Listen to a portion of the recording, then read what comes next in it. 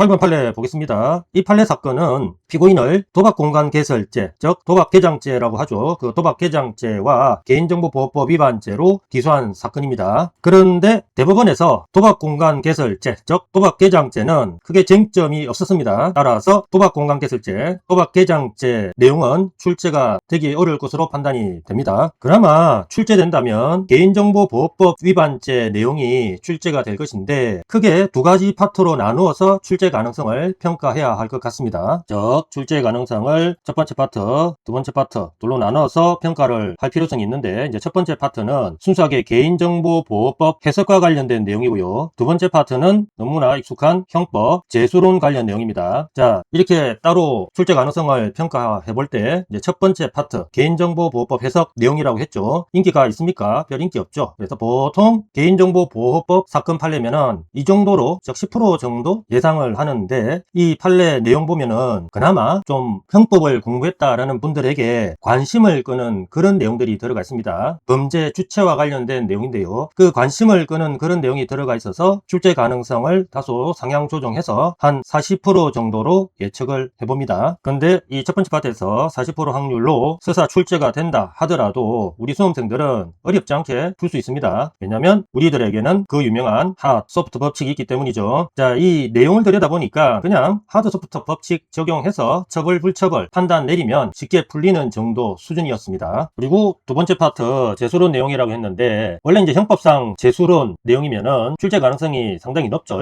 근데 이 사건에서 문제가 된 범죄는 너무 지엽적인 범죄고요. 그 지엽적인 범죄 간에 재수를 묻고 있으니 크게 예측할 필요는 없을 것 같습니다. 뭐 그렇다고 한 10% 정도로 평가하는 것은 형법상 재수론 문제에 대한 예의가 아니죠. 그래도 형법상 재수론 문제이기도 하니까 한 50% 정도로 예측을 할 수 있을 것 같아요. 또한 50% 확률로 설사 출제가 된다고 하더라도 우리 수험생들은 크게 머리 쓰지 않고 역시 쉽게 풀 수 있는 수준이었습니다. 우리가 잘 알고 있는 재수론 문제 풀 때 약간 졸렬하지만 훌륭한 비법이 있죠. 졸렬 비법이 있기 때문이죠. 그 졸렬 비법이라는 것은 이미 아시는 분은 아시겠지만은 나중에 내용 설명할 때 다시 한 번 더 알려드리겠습니다. 판결요지 첫 번째 파트 보시겠습니다. 자, 첫 번째 파트 내용 무지 간단합니다. 개인정보보호법상의 범죄 주체, 그 개인정보 처리자 있지 않습니까? 이 처리자에는 과연 흔히 우리가 볼 수 있는 합법적으로 개인정보를 취득하여 처리하는 자만 해당되느냐? 그러면 불법적으로 개인정보를 취득한 자도 처리자에 해당하느냐? 이게 문제가 됐는데, 실제 사안에서 문제된 게 이것이었죠. 자, 제가 아까 첫 번째 파트는 하드 소프트 법칙 적용해버리면 쉽게 풀린다고 했죠. 우리 내용 검토하기도 전에 결론 내리고 가보십시다. 불법, 하드입니까 소프트입니까? 하드. 그러면 게임 오버죠. 처벌할까요 불처벌할까요? 처벌. 자, 그러면 불법적으로 개인정보를 취득한 놈도 개인정보 처리자에 해당한다 안 한다? 그렇죠, 해당한다. 이미 결론 내려버렸습니다. 이렇게 간단한 내용입니다. 그럼 구체적인 내용 한번 들여다볼까요? 요 앞부분은 일반론이고요. 자, 실제 사건에서 문제된 쟁점이 바로 이 내용입니다. 즉 피고인은 나중에 보면 알겠지만은 개인정보를 불법적으로 취득한 놈이에요. 즉 해킹 등 부정한 방법을 통하여 개인정보를 취득하거나 정부 주체 동의, 법률 규정 등에 기하지 아니한 채 이렇게 불법적으로 유통되고 있는 개인정보를 취득한 놈이었다 이겁니다. 해킹 등 부정한 방법, 하드 소프트. 그렇죠, 하드. 불법적으로 유통, 불법, 하드 소프트, 하드. 게임 오버죠. 그러니까 이렇게 결론을 내린 겁니다. 취득한 후 1월 기초로 업무상 개인정보 파일을 운용하기 위하여 개인정보를 처리한 경우라 하더라도 이와 달리 볼 것은 아니다. 즉 개인정보 처리자에 해당하니까 처벌하겠다, 이런 뜻이죠. 상식적으로 합법적으로 개인정보를 취득한 자는 개인정보 처리자로서 금지행위하면 처벌되는데, 불법적으로 개인정보 취득한 놈은 해당하지 않는다고 해버리면 그러면 금지행위해도 처벌 안 된다는 소리인데 그게 말이 됩니까? 말이 안 되죠. 너무나 당연한 판례의 의지였습니다. 두 번째 파트 보겠습니다. 그 말씀드린 대로 재수론 내용인데요. 어떤 범죄가 문제가 되었는가 하면은 개인정보보호법 제71조 제2호 18조 1항 위반죄와 개인정보보호법 71조 10호 59조 3호 위반죄, 이 범죄 내용 아시는 분 계세요? 알 필요 없습니다. 아주 지엽적인 법 위반죄 내용들을 우리가 형법 범죄처럼 아주 그냥 속속들이 연구 분석할 필요가 절대 없죠. 그래서 이 두 범죄를 편의상 그냥 A죄, B죄 이렇게 표시하겠습니다. 그리고 이 판례에서는 이 A죄, B죄가 특별관계인지 아니면 상경관계인지가 문제가 됐는데, 제가 서두에서 말씀드린 바와 같이 졸렬하지만 아주 훌륭한 비법이 있다고 했습니다. 그 졸렬 비법을 알려드릴 테니까 일단은 어떤 쟁점이 있는지 한번 그 내용을 들여다보죠. 각 처벌조항은 즉 A죄, B죄 그 각 처벌조항이죠. 수범자, 금지행위 등 구체적인 구속요건을 달리한답니다. 어떤 이야기를 하고 싶어서 이렇게 보석을 깔아놨는지 계속 이어보겠습니다. 위반죄는 A죄, B죄 이렇게 표시하기로 했습니다. 자, A죄, B죄 구속요건을 검토해보니 이런 소리를 합니다. 모든 요소를 포함하는 외에 다른 요소를 구비하는 경우에 해당하지 않는다, 이 소리를 해요. 근데 이 문구 익숙하죠? 모든 요소를 포함하는 외에 다른 요소를 구비하는 경우, 우리 형법 시간 때 너무 익숙하게 봐왔던 그런 문구입니다. 특별관계를 뜻하는 문구죠. 일반론적인 문구를 보면은 명확하게 드러나지 않으니까 구체적인 용어들을 한번 대입시켜 보겠습니다. 모든 요소에 폭행이라는 구체적 용어 대입하고요. 다른 요소에는 단다위, 단체 다중의 위력 보이거나 위험한 물건 휴대라는 구체적 용어를 대입하면은 뭔가 좀 보이죠. 즉 모든 요소 포함하는 외 다른 요소를 구비하는 경우는 무슨 죄입니까? 특수폭행죄죠. 이 단순 폭행죄의 모든 요소가 폭행 아닙니까? 그 폭행을 포함하죠. 특수폭행은 왜 플러스 이런 다른 요소 단다위나 위험한 물건 휴대라는 다른 요소를 구비하는 경우에 특수폭행죄가 성립하죠. 폭행죄와 특수폭행죄를 특별관계라고 합니다. 즉 특수폭행죄에 해당하면은 폭행죄 성립합니까? 따로 성립하지 않죠. 특별관계로서 폭행죄는 특수폭행죄에 흡수되기 때문이죠. 판례 사건에서 우리 대법원은 A죄, B죄는 모든 요소를 포함하는 외에 다른 요소를 구분하는 경우에 해당하지 않는다라고 판단한 것입니다. 즉 특별관계 X 이렇게 판단한 것입니다. 그렇다면 이 위반죄 A죄조의 규정이 이 위반죄 B죄조 규정에 대하여 그렇죠, 특별관계 있다고 볼 수 없고, 그러면 특별관계라고 볼 수 없으면은 각각 독립범죄다 이거지. 각기 독립된 별개의 구속요건으로서 만약 A죄, B죄 이 두 범죄를 한 개의 행위로 저질렀다면 무슨 경? 상경이 된다 이거지. 한 개 행위가 각 구속요건을 충족하는 경우에는 그렇죠, 상상적 경합관계에 있다고 봐야 한다. 너무나 지당하신 판단이었습니다. 자, 이제 그 아랫부분 내용을 볼 건데, 그 아랫부분 내용은 위에서 살펴본 그 일반론적 내용을 구체적인 사례에 적용시키는 내용입니다. 따라서 우리는 일반론적인 용어에다가 구체적인 용어를 대입만 하면 충분히 이해될 겁니다. 참고로 1번 개인정보 처리자 해석이 문제되었었죠. 이미 결론 다 알고 있습니다. 이런 내용으로 규정을 하고 있는데, 개인정보 처리자가 개인정보 파일을 어떤 경위 방법으로 취득하였는지에 대하여 아무런 제한을 두고 있지 않죠. 따라서 그 개인정보를 합법적으로 취득한 자뿐만 아니라 이 사건의 피고인처럼 불법적으로 취득한 자도 개인정보 처리자에 해당한다 라는 것이 판례의 결론이었습니다. 방가로 이번에는 이제 개인정보보호법 보호법이 내용이 서술되어 있습니다. 그냥 예의상 하면서 봐주죠. 근데 너무나 우리가 예상할 수 있는 그런 문구들이죠. 개인의 자유와 권리, 개인의 존엄과 가치, 그 다음 개인정보 자기결정권, 무슨 자기결정권, 눈에 익숙합니다. 이것을 보호법익으로 한답니다. 그냥 눈으로 살포시 절여밟고 가시면 되겠습니다. 따라서 해킹 등 부정한 방법, 아까 이거 우리 하드라고 벌써 체크했죠. 다음 정보주체 동의 또는 법률 규정 등에 기하지 아니한 채 불법적으로 유통, 역시 우리는 하드라고 벌써 체크했습니다. 처벌불처벌, 처벌이죠. 불법적으로 유통되고 있는 개인정보를 취득하였다는 이유만으로 개인정보 해당하지 않는다고 본다면 오히려 불법 행위자들을 봐주는 건데 말이 안 되죠. 개인정보보호법의 입법 취지 보호 목적에 반한다 이거지. 개인정보 자기결정권, 이게 보호법이었죠. 보호에 있어 상당한 공백, 처벌의 공백이 생긴다, 이런 뜻이겠죠. 그 이유를 이렇게 설명하고 계십니다. 부정, 하드, 한 방법으로 개인정보를 직접 취득하거나 불법, 역시 하드죠. 적으로 유통되는 개인정보를 취득한 후 이를 기초로 업무상 개인정보 파일을 운용함으로써 정부 주체의 권익을 침해할 우려가 큰 상황이죠. 합법적으로 개인정보를 취득한 자들보다 이렇게 불법적으로 개인정보를 취득한 자들의 침해할 될 우려는 훨씬 더 큽니다. 근데 이런 상황에서 만약에 부정하게 불법적으로 개인정보를 취득한 자들을 개인정보 처리자로 취급하지 않으면 오히려 개인정보 처리자를 수범자로 하여 인정되는 위와 같은 여러 의무 책임을, 즉 개인정보보호법에서 규정하고 있는 여러 처벌 규정을 면하는 결과가 되기 때문이죠. 그런 내용입니다. 이번에 있는 내용은 제소에 관한 구체적 적용 내용입니다. 한번 살펴보겠습니다. 양가로 1번 상상적 경합, 줄여서 상경이라고 하죠. 상경은 일갱이가 실질적으로 수개 구성요건을 충족하는 경우를 말하고, 이건 모르면 간첩이죠. 법조경합은 일갱이가 외관상 수개의 제구성요건에 해당하는 처럼 보이나 실질적으로는 일제입니까 수재입니까? 일제이죠. 법조경합의 여러 종류 중에 하나가 바로 특별관계라고 배웠습니다. 그런 일반론적인 내용이 딱 보석이 돼 있네요. 그 뒤 이어지는 내용 역시 너무나 우리에게는 익숙한 내용입니다. 한번 보겠습니다. 복사 붙여넣기 지문으로 언제든지 출제될 수 있으니 항상 대비해야 되죠. 실질적으로 일제인가 수재인가는 구성요건적 평가만 고려합니까? 아니죠. 보호법익만 고려합니까? 그렇지 않죠. 이 둘 다 종합적으로 고려합니다. 예전에 이 문구를 페이크 걸어서 수험생들을 함정에 빠뜨리려는 그런 출제 시도가 있었습니다. 여러분들은 그런 함정에 빠지면 안 되겠죠. 자, 그 뒤 중세 유럽 시대의 교과서적 표현이 서술되어 있습니다. 너무나도 잘 노는 복사 붙여넣기 지문이죠. 법조경합의 한 형태인 특별관계란, 특별관계는 법조경합의 한 종류라고 했습니다. 어느 구성요건이 다른 구성요건의 모든 요소를 포함하는 외, 아까 비슷한 구절을 살펴봤습니다. 다른 요소를 구비하여야 성립하는 경우로서 너무 추상화적 표현이죠. 우리는 구체화시키겠습니다. 어느 구성요건, 특수폭행 구체화시킬게요. 다른 구성요건, 폭행. 그러면 서서히 드러나기 시작하죠. 특수폭행이 폭행의 모든 요소를 포함하고 있죠. 그지?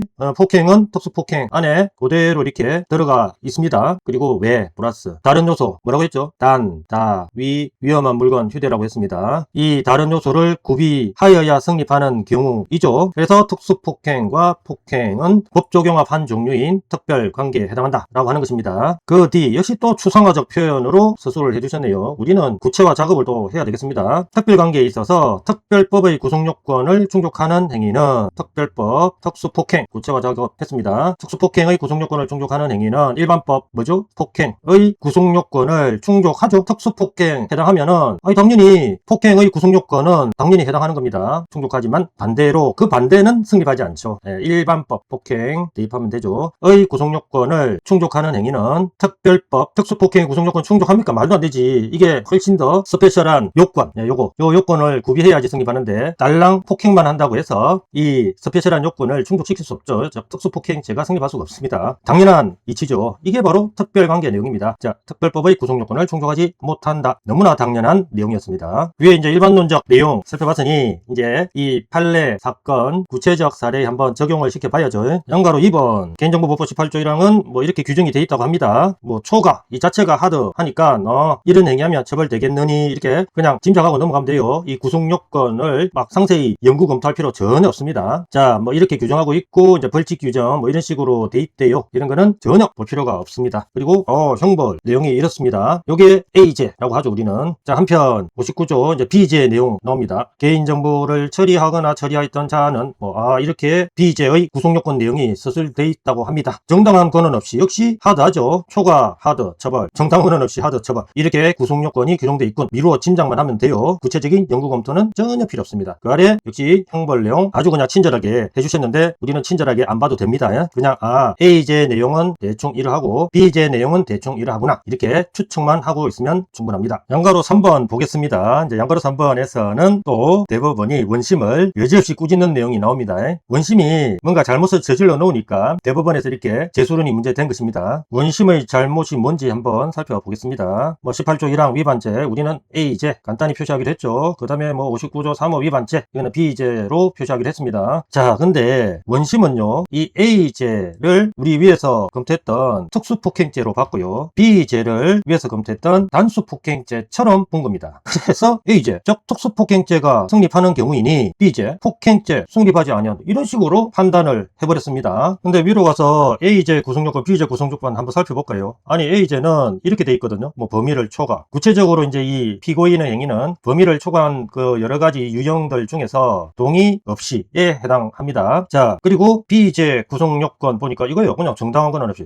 자, 어떻게 보면 순수하게 구구적으로만 바라보면 아니 정당한 권한 없는 특별한 경우가 범위를 초과하여 이용한 경우 아니냐 그렇게도 볼 수 있죠. 그런데 앞만 봐도 이게 특수폭행죄의 단, 다, 위험한 물건, 폭행이고 앞만 봐도 이게 그냥 단순히 달랑 폭행죄처럼 해석이 안 되는데요. 글자가 너무 틀려도 너무 틀리잖아. 자, 이렇게 특수폭행과 단순폭행죄는 딱 보면은 똑같은 단어가 특수폭행 안에 규정되어 있다는 것 명백히 알 수 있고요. 또 그 똑같은 단어 이외의 것이 특별히 이렇게 부과되어 있다는 거 명백히 알 수 있잖아요. 근데 이 지금 판례에서 문제된 사건 개인정보보호법 위반죄 이 두 가지 범죄는 아무리 봐도 이런 관계는 아닌 것 같은데. 그리고 결정적인 차이가 하나 있죠. 요 A죄의 범죄 주체는 떡하니 개인정보 처리자 뿐이고요. B죄의 범죄 주체 보세요. 개인정보를 처리하거나 처리하였던 자까지 포함됩니다. 주체가 벌써 차이가 있지 않습니까? 그러니까 이 A죄, B죄 이 두 가지 범죄는 절대로